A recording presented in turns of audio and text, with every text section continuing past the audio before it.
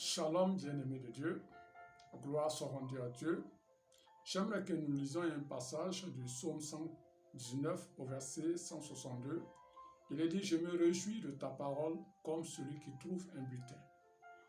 Nous nous réjouissons de la parole de Dieu comme celui qui trouve un butin.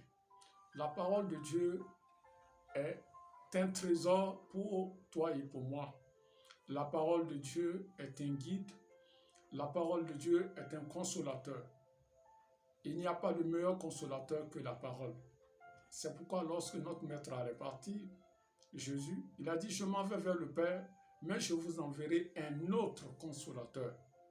L'esprit de vie et de vérité, quand il viendra, il vous enseignera sur toutes choses. Jésus est un consolateur. Sa parole nous console. Quelles que soient les épreuves, quelles que soient les situations que tu traverses, bien-aimé de Dieu, ne te détourne point de la parole de Dieu. Nous ne devons en aucun jour nous détourner de la parole de Dieu. Et c'est cette parole qui nous a fermis dans notre marche avec le Seigneur. C'est cette parole qui nous ramène dans le droit chemin. C'est cette parole qui nous guide. Et c'est cette même parole qui nous édifie. Et c'est cette parole qui nous ramène sur le droit chemin toutes les fois où nous nous égarons. Et cette parole est une arme offensive et une arme défensive à la fois. Rien n'est comparé à la parole de Dieu. Je dis bien, rien n'est comparé à la parole de Dieu. C'est dans cet élan que nous nous retrouvons pour ces temps d'étude et de prière intense appelés « Lisons ensemble la parole de Dieu ». Pour ceux qui m'ont suivi jusque-là, je viens de remarquer que nous venons de finir les 5 premiers chapitres de l'évangile de Jean. Gloire soit rendue à Dieu. Nous voulons maintenant poursuivre avec le chapitre 6 que nous avons commencé la séance dernière. Je ne peux que dire merci à Dieu parce qu'il est fidèle. Toute vision a été toujours accompagnée de la provision. C'est pourquoi le Saint-Esprit étant notre enseignant, le Saint-Esprit étant notre guide, nous conduit pas à pas et nous donne la révélation sur sa parole.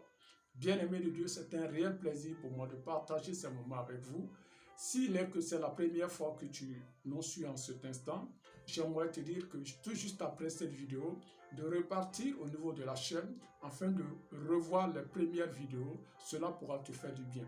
Parce que je sais une chose, toute vision a été toujours accompagnée de la provision et cette parole ne reviendra point à Dieu sans avoir accompli sa volonté et son dessein. Comme il est dit dans le livre d'Ésaïe 55 au verset 10 à 11, que comme la pluie et la neige descendent des cieux, sans avoir arrosé, fécondé la terre et fait germer les plantes, sans avoir donné de la sémence au semeur et du pain à celui qui mange, il dit ainsi en est-il de ma parole qui sort de ma bouche, elle ne revient point à moi sans effet. C'est pourquoi j'aimerais dire à un frère ou à une sœur qui me suit jusque-là, sache que la parole de Dieu ne reviendra point à lui sans effet, sans avoir accompli sa volonté et son dessein dans ma vie et dans ta vie. C'est pourquoi, reste ferme, tu verras la gloire de Dieu. Comme Jésus a dit à la sœur de Lazare, si tu crois, tu verras la gloire de Dieu.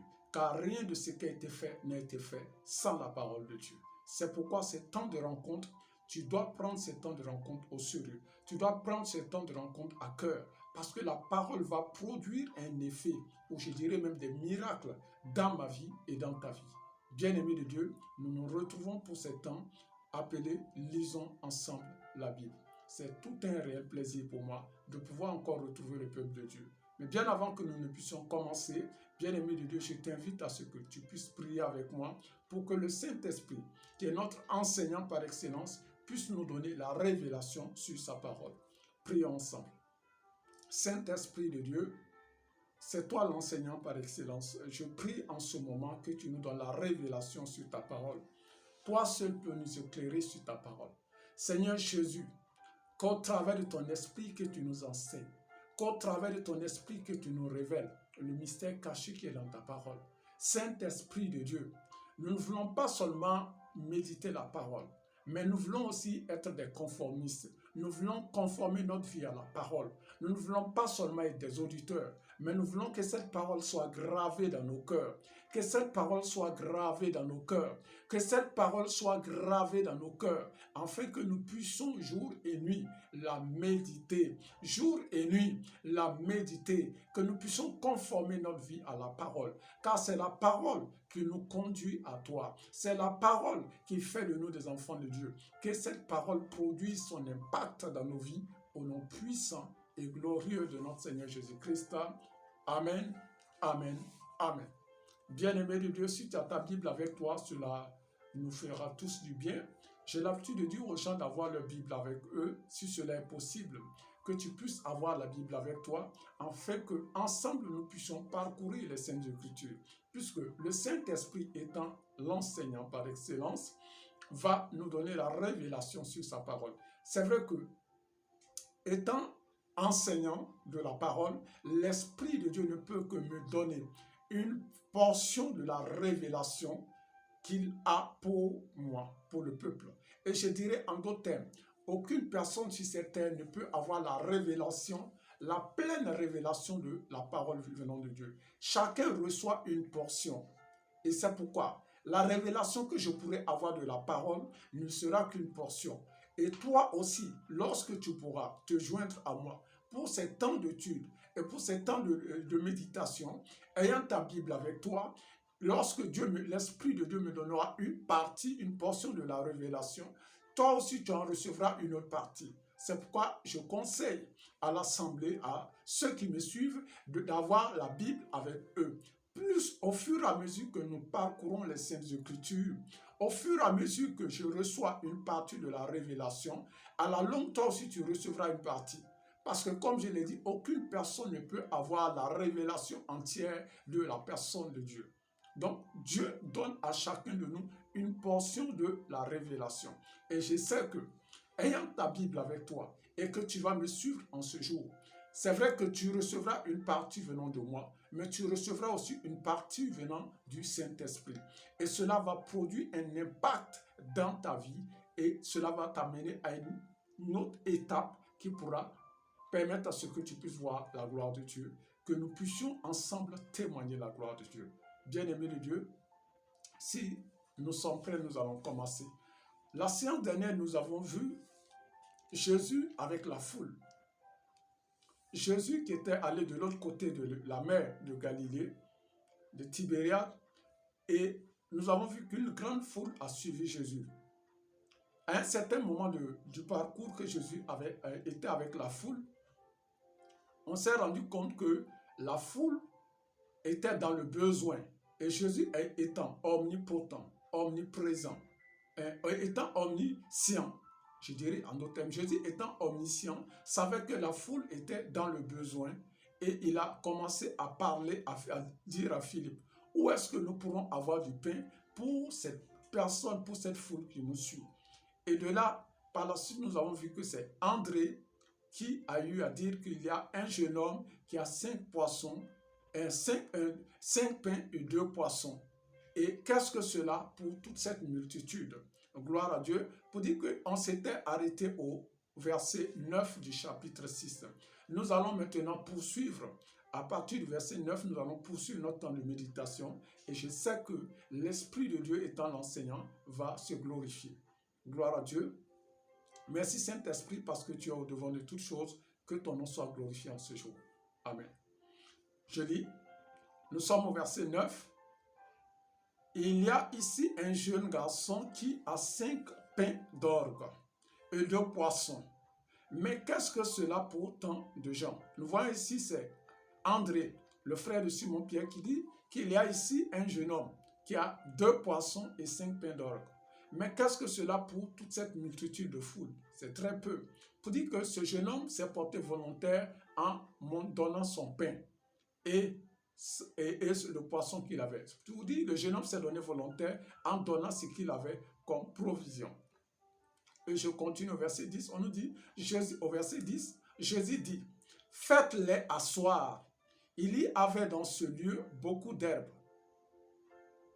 Jésus dit aux disciples, faites-les asseoir. Et la remarque que nous voyons ici, on nous dit que le lieu où Jésus a fait asseoir les disciples, la foule, le lieu où Jésus a dit aux disciples de faire asseoir la foule, on nous dit que le constat que le Saint-Esprit nous ramène ici à voir est qu'en ce lieu, il y avait beaucoup d'herbes. Et lorsque nous voyons dans le livre de Psaume venant de David, le Psaume de David au verset 23, David dit « L'Éternel est mon berger, je ne manquerai de rien. Il me fait reposer dans de verts pâturages. Gloire à Dieu. Donc nous voyons ici que Jésus étant le berger a conduit ce peuple, a conduit la foule dans de verts pâturages parce que nous voyons là qu'il y avait des herbes en ce lieu. Et je continue, toujours le verset 10. On nous dit, il s'assit donc au nombre d'environ 5000. Jésus dit, faites-les asseoir. Et on nous dit, au lieu qu'on va nous dire que la foule s'est assise, la remarque que nous pouvons voir ici, on nous dit, il s'assit donc au nombre de 5000. Pour dire que la foule, on ne nous dit pas que c'est la foule qui s'est assise, mais on nous dit, parmi la foule, il y a eu 5000 personnes qui se sont assises. Gloire à Dieu. Prenons un exemple. Là, je vais dire que ce n'est pas toute la foule qui s'est assise. On vient de nous donner le nombre de ceux qui se sont assis. Prenons un exemple. Lorsque nous sommes dans un milieu, dans une foule, quand on donne des instructions, nous savons tous que la foule n'obéit pas entièrement. Ce n'est pas toute la foule. Pour vous qui, de temps en temps, partez à l'église, pour nous tous qui sommes à l'église, je dirais en d'autres termes, excusez-moi, pour nous tous qui partons à l'église, qui suivons le culte, nous voyons lorsque celui qui est au devant de la scène demande à ce que tout le monde se lève. Vous allez voir, d'autres personnes vont se lever, mais par contre, tout le monde ne va pas se lever. Il y aura une partie. Il y aura au moins 75% ou 95% de ceux-là qui vont pouvoir obéir à la parole. Vous verrez certaines personnes qui sont assises. Il en est de même lorsqu'on dira asseyez-vous, il en serait de même. Donc pour dire ici, nous voyons ici que Jésus, on nous dit que lorsque Jésus a dit aux disciples, faites-les asseoir, on nous dit que ceux qui étaient assis étaient au nombre de 5000. Pour moi, je dirais que ce n'est pas toute la foule qui s'est assise. Parce que le lieu, il y avait de l'herbe. Il y a ceux-là qui se sont dit, mais moi, je ne vais pas m'asseoir sur l'herbe. Pourquoi m'asseoir ici? Je continue. Par la suite, nous allons voir que ce que je dis réellement est convaincant et vrai. Je continue au verset 11. Jésus, on nous dit, Jésus prit les pains, rendit grâce et les distribua à ceux qui étaient assis. On nous dit, Jésus prit le pain. Les pains venant de ce jeune homme, il a rendu grâce. Pourquoi? Parce qu'il sait qui il est. S'adressant au Père, il ne demandera pas au Père, Père, ferai un chemin. Père, bénis ce pain. Non, il a rendu grâce parce qu'il sait que le Père est avec lui. Parce qu'il sait qu'il est dans la volonté du Père. Et étant dans la volonté du Père, ce qu'il peut faire, c'est de rendre grâce à Dieu. Parce qu'il n'est pas venu faire sa volonté, mais il est venu faire la volonté du Père. C'est pourquoi il a rendu grâce au Père, tout en sachant que le Père pourvoira, parce que toute vision a été toujours accompagnée de la provision. Pour dire que lorsque nous avons la vision, la provision vient avec notre Seigneur et notre Dieu, avec le temps. Donc, gloire à Dieu ici. Jésus levant le pain, il rendit grâce tout en sachant que le Père l'a déjà exaucé. Il prit le pain, rendit grâce et distribua à ceux qui étaient assis. Nous voyons ici encore, on ne nous dit pas la foule. On ne nous dit pas qu'il a distribué le pain à la foule, mais on nous dit qu'il a donné le pain, il distribua le pain à ceux qui étaient assis. Gloire à Dieu. Il donna le pain à ceux qui étaient assis. Pour dire que chaque parole, chaque mot dans la Bible a un sens. Même les virgules, je dirais, ont un sens. Même les virgules ont un sens dans la Bible. Mais il n'y a que le Saint-Esprit qui pourra nous donner plus de compréhension et de révélation sur sa parole. Je continue. À ceux qui étaient assis, il leur donna de même des poissons. Pour dire, il leur donna de même des poissons, autant qu'ils en voulurent. Au verset 12, lorsqu'ils furent rassasiés, il dit à ses disciples, pour dire, lorsque ces personnes furent rassasiées, ceux à qui il a donné le pain furent rassasiés, il dit à ses disciples, ramassez les morceaux qui restent afin que rien ne se perde. Gloire à Dieu. Voici la preuve qui est que ce n'était pas toute la foule qui était assise. C'est pourquoi Jésus, ayant nourri ceux qui ont obéi à la parole, ceux qui se sont assis, ceux qui ont suivi les instructions, Jésus ayant nourri ces personnes, il dit après, et que ces personnes soient rassasiées, il dit aux disciples, ramasser le reste, parce qu'il y a eu reste. Les 2 poissons et les 5 pains qu'il a multipliés, les 5000 personnes ont mangé et il y a eu reste. Il dit maintenant, puisque ceux qui étaient assis ont mangé, qu'ils étaient rassasiés, ramassez le reste afin que rien ne se perde. Pourquoi on nous dit rien ne se perd? Pour dire qu'il fallait qu'on ramasse le reste. Sans quoi ceux qui n'avaient pas obéi aux instructions, ceux qui n'avaient pas obéi aux instructions du maître, oui, ces personnes allaient profiter du reste pour pouvoir manger, pour pouvoir se nourrir. Mais nous voyons ici, Jésus donne cet exemple pour dire que lorsque nous marchons avec Dieu, Dieu nous donne ses consignes, Dieu nous donne sa parole. Pour dire que c'est lorsque nous obéissons à sa parole qu'en retour Dieu nous bénit. Mais maintenant, cette bénédiction, il ne la répand pas sur la vie de ceux qui ne se soumettent pas à sa parole. C'est pourquoi ceux qui n'ont pas obéi à la voix n'ont pas eu part à ce pain, n'ont pas eu part au poisson, n'ont pas eu part à la provision venant du maître. Cela veut dire tout simplement que si nous sommes enfants de Dieu, Dieu nous donne ses préceptes, Dieu nous donne sa parole et il veut que nous mettons sa parole en pratique. Comme il a dit, si vous m'aimez, gardez mes commandements et moi je prierai le Père et il viendra vers vous et vous enverra un autre consolateur. Pour dire que ce consolateur, lorsqu'il vient, il nous conduit dans les voies de Dieu. Il ne nous conduit pas dans nos voies, mais dans les voies de Dieu. Donc, pour dire ici que Jésus dit à la foule, à ceux qui étaient assis, c'est vrai que vous avez mangé, c'est bien.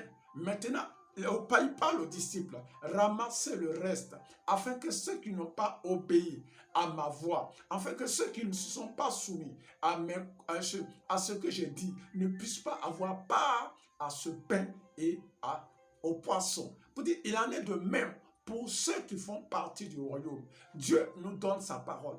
Il ne nous oblige pas à nous soumettre à ses préceptes. Il ne nous oblige pas à marcher selon ses voies. Il nous donne sa parole. Et si nous croyons réellement en cette parole et que nous obéissons, Dieu en retour nous bénit. Mais maintenant, il ne permet pas que cette bénédiction qui abonde dans nos vies se répande dans la vie de ceux qui refusent sa parole, de ceux qui ne veulent pas se soumettre à sa volonté. Gloire à Dieu. Donc que le Seigneur nous donne un cœur qui pourra nous amener à avoir la crainte de Dieu afin de conformer nos vies entièrement aux voies de Dieu. La Bible nous dit que Dieu parle tantôt d'une manière, tantôt d'une autre, mais l'on n'y prend point garde. Dieu nous parle au travers de sa parole, Dieu nous parle au travers de son esprit. Et lorsque nous sommes soumis, lorsque nous sommes obéissants, Dieu déverse sa grâce, Dieu déverse sa bénédiction en abondance dans nos vies. À quoi est-ce que Dieu t'a appelé? À quoi est-ce que Dieu t'a appelé? Bien-aimé de Dieu, ta bénédiction ne viendra pas d'ailleurs. Ta bénédiction viendra de ton obéissance et de ta soumission aux voies de Dieu, à ce que Dieu t'a dit de faire. Et oui, à ce que Dieu t'a dit de faire, la bénédiction viendra de là. La prière a 2 sortes de bénédictions. La première bénédiction qui est la grâce. Et la seconde bénédiction, ça c'est dû à notre obéissance et à notre soumission au principe de Dieu. La première bénédiction là, c'est ce que Dieu nous donne pour sa faveur, qui est la grâce. Et cette grâce se répand dans la vie de tout le monde, dans la vie de tous ceux qui croient en Jésus. Mais maintenant, la seconde bénédiction, c'est ceux qui se soumettent aux préceptes de Dieu. Comme il l'a dit dans Deutéronome 28. Si tu obéis à la voix de l'Éternel ton Dieu, tu observes et que tu mets cela en pratique, l'Éternel ton Dieu te donnera la supériorité sur toutes les nations. Gloire à Dieu. Pour dire que le peuple d'Israël était un peuple à Israël. Mais maintenant, pour qu'il puisse être au-dessus des autres nations, il fallait qu'il se soumette aux principes de Dieu. Donc, bien-aimés de Dieu, pour que nous puissions avoir la supériorité sur toutes les nations qui nous environnent, qui nous entourent, il va falloir que nous conformons notre vie à la parole de Dieu. Il va falloir que nous sachions à quoi est-ce que Dieu nous a appelés. Oui.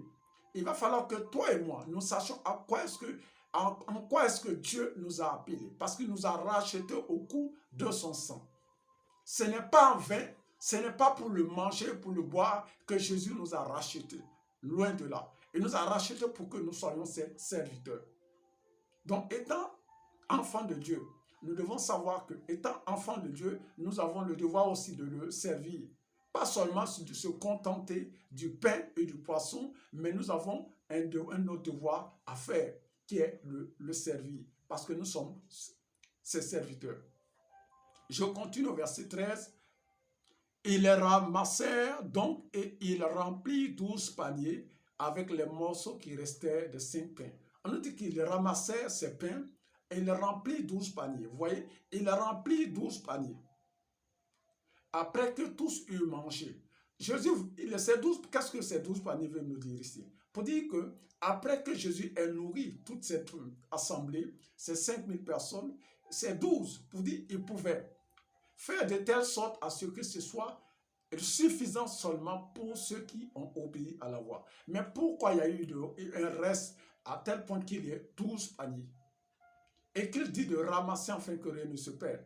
Et lorsque j'étais en méditation sur ce passage, l'Esprit de Dieu m'a fait savoir tout simplement que cela ne veut pas dire que Jésus n'a pas tenu compte du nombre de personnes qui étaient là. Mais le reste des 12 paniers voulait dire tout simplement que même si les 12 tribus d'Israël étaient là, étaient présents, venaient, s'il arrivait que les 12 tribus d'Israël venaient à lui, chaque tribu aura sa part, chaque tribu aura son pain, chaque tribu aura son poisson. Et c'est pour dire que quoi? Celui qui vient à moi n'aura point faim, celui qui croit en moi n'aura point soif. Ceci est le passage que Jésus nous donne dans Jean 6 au verset 35. Il dit, celui qui vient à moi n'aura point faim et celui qui croit en moi n'aura point soif. Et cela est le partage de chaque enfant de Dieu. Chaque personne qui croit en Jésus, il n'aura point faim, il n'aura point soif lorsqu'il se soumet aux principes, lorsqu'il obéit aux instructions de Dieu, lorsqu'il croit que Jésus-Christ est son Seigneur, son Sauveur et qu'il s'abandonne entièrement entre ses mains. C'est pourquoi la Bible nous dit que tous ceux qui espèrent en Jésus ne seront point confus.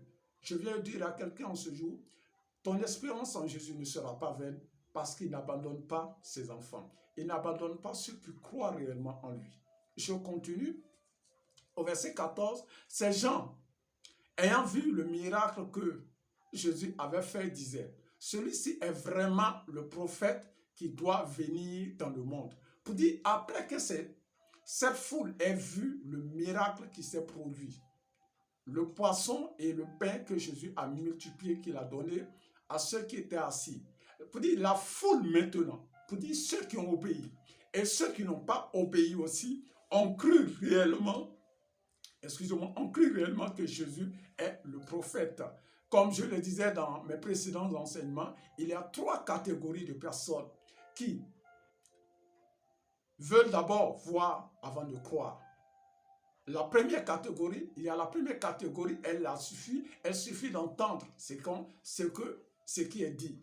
C'est pourquoi la première catégorie, nous l'avons vu dans le Jourdain, lorsque Jésus a été baptisé. Une voix s'est fait entendre où il a dit, celui-ci est mon fils bien-aimé en qui j'ai mis toute mon affection. Et cette première catégorie, pour dire que pendant que Jésus était dans le Jourdain, il y a une première catégorie de personnes qui ont cru en Jésus rien qu'à travers la voix qu'ils ont entendue, le grondement de tonnerre, soi-disant la voix, pour dire le grondement, soi-disant un grondement de tonnerre, pourtant qui était la voix de Dieu. Et pour ceux qui avaient cette sagesse ont entendu, celui-ci est mon fils bien-aimé en qui j'ai mis toute mon affection. Pour dire Dieu parlait. Maintenant, ceux qui ont entendu cette voix ont cru. Il y a d'autres aussi, au travers des enseignements de Jésus, croyaient instantanément. Et il y a ce deuxième groupe, ceux-là, tant qu'ils ne voient pas un miracle, ne croient pas. Ça, c'est le deuxième groupe. Et ces personnes, tant qu'ils ne voient pas un miracle, ils ne peuvent pas croire que Jésus-Christ est Seigneur. C'est la raison pour laquelle Jésus, après qu'il enseignait, il faisait le miracle. Et il y a ceux-là, la troisième catégorie, ceux-là qui, tant qu'ils ne touchent pas, sont des Thomas, tant qu'ils ne touchent pas au miracle, ne croient pas.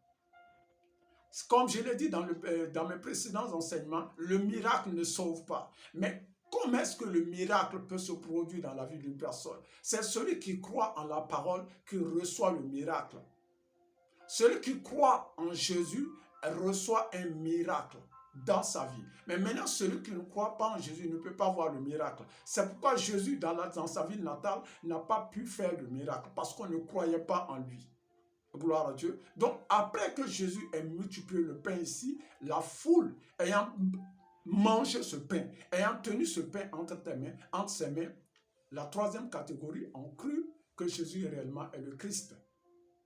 Et je continue au verset 15. Et Jésus, sachant qu'il allait venir l'enlever pour le faire roi, se retira de nouveau sur la montagne, lui seul. Pour dire, Jésus, sachant qu'un temps viendra où on allait le tenir captif pour le livrer à la croix, s'est retiré. Pour dire, Jésus, sachant qu'il allait, pour dire les Juifs, sachant que les Juifs allaient venir l'enlever pour le faire roi, pour dire, sachant que les Juifs allaient venir l'enlever pour l'amener à la croix, puisque nous savons que c'est à la croix, l'accusation pour laquelle il a été crucifié, c'est une des accusations, c'était qu'il prétendait qu'il était le roi des Juifs. On l'accusait du fait qu'il disait qu'il était le roi des Juifs.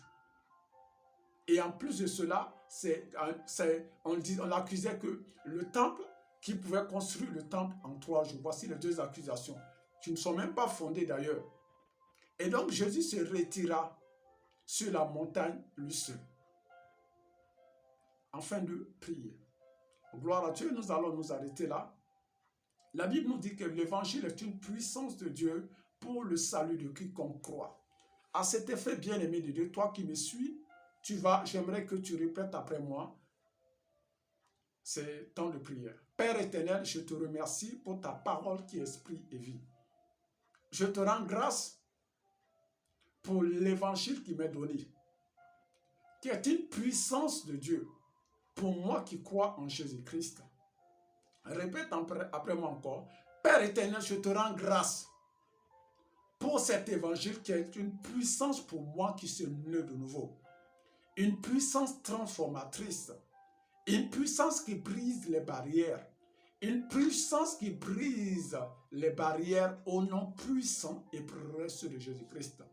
Sur la base de cette puissance, je déclare en ce jour que toute forme de captivité dans ma vie soit brisée au nom puissant et précieux de Jésus-Christ.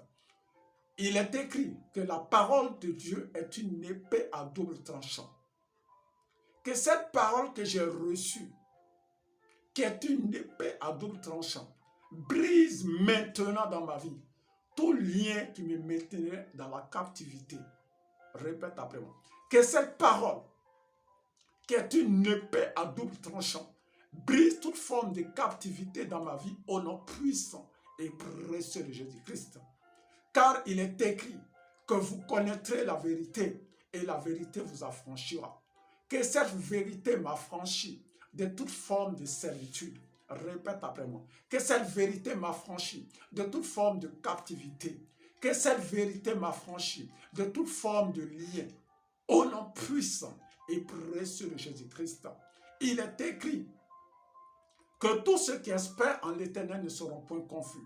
Sur la base de cette parole, je déclare que ma victoire est scellée dans le nom de Jésus-Christ. Répète après moi. Ma victoire est scellée dans le nom de Jésus-Christ. L'évangile est une puissance de Dieu. Pour moi qui crois au Seigneur Jésus-Christ, je déclare en ce jour que je suis revêtu de cette puissance transformatrice qui est un feu dévorant. Que le feu de ta parole, répète après moi, que le feu de ta parole consume en moi toute germe de servitude au nom de Jésus-Christ. Que le feu de ta parole consume en moi tout germe de servitude au nom puissant et précieux de Jésus-Christ. Au nom puissant et précieux de Jésus-Christ. Amen. Amen. Amen. Amen. Bien-aimé de Dieu, je ne peux que bénir le Seigneur, je ne peux que dire merci à Dieu. Nous sommes au terme de notre temps d'étude et je sais que la parole de Dieu produira son effet dans ta vie et dans ma vie. Je dis bien, la parole de Dieu produira son effet dans ta vie et dans ma vie. Nous allons poursuivre la suite la séance prochaine. Et je sais que au travers de la parole de Dieu, le miracle va se produire dans ta vie et dans ma vie.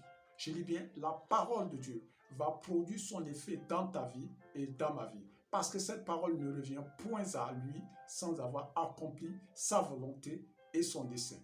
Bien-aimé de Dieu, s'il est que c'est ta première séance que tu me suis, je te conseille, je te suggère si possible de reprendre les toutes premières vidéos.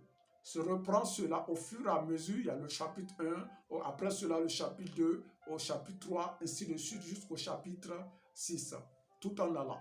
Parce que je sais que la vision étant accompagnée de la provision, tu auras ta part. Cette parole ne reviendra point à Dieu, sans avoir produit son effet et sa volonté, son dessein dans ta vie et dans ma vie. Et si tu crois, toi qui me suis, tu verras la gloire de Dieu. Sache que Dieu va toujours œuvrer au travers de sa parole. Car il est dit que rien de ce qui a été fait n'a été fait sans sa parole. Bien-aimé de Dieu, c'est un réel plaisir pour moi de partager cette vidéo avec vous. Que la faveur, la grâce de Dieu soit votre partage. Pour terminer, j'aimerais prier pour tous ceux qui sont dans le besoin. Quel que soit ton besoin, crois seulement qu'au travers de cette prière, le Seigneur va se glorifier. Père éternel, je viens te confier tes bien-aimés en ce jour qui ont suivi cette vidéo. Je prie en ce jour que ta main de faveur, ta main de bénédiction, ta main de consolation se manifeste maintenant dans la vie de cette personne. Que ta puissance transformatrice, qui est l'évangile, produit maintenant son effet dans la vie de ces personnes. Il est dit que Jésus enseignait, il prêchait l'évangile et il enseignait et il opérait des miracles. Que le miracle se produit maintenant au travers de sa parole. Que le miracle se produit maintenant au travers de l'évangile que nous avons reçu en ce jour. Reçois maintenant ton miracle, quel que soit ce que tu traverses. Que la parole, qui est une puissance transformatrice, te touche maintenant, à l'instant T, afin que tu puisses témoigner le miracle, que tu puisses témoigner ton miracle, au nom puissant et précieux de Jésus-Christ. Que la puissance transformatrice agit maintenant, comme il est écrit dans Romains chapitre 1 au verset 16, que l'évangile est une puissance de Dieu pour le salut de quiconque croit. Que cette puissance soit à l'œuvre maintenant dans ta vie. Que cette puissance soit à l'œuvre maintenant dans ta vie. Que cette puissance soit à l'œuvre maintenant dans ta vie, afin que le miracle soit palpable au nom puissant et précieux de Jésus-Christ. Amen, amen, amen. Bien-aimé de Dieu, je sais que tu vas témoigner. Que la faveur et la grâce de Dieu soit notre partage. À bientôt. C'était votre serviteur, le pasteur Israël Eli. Shalom.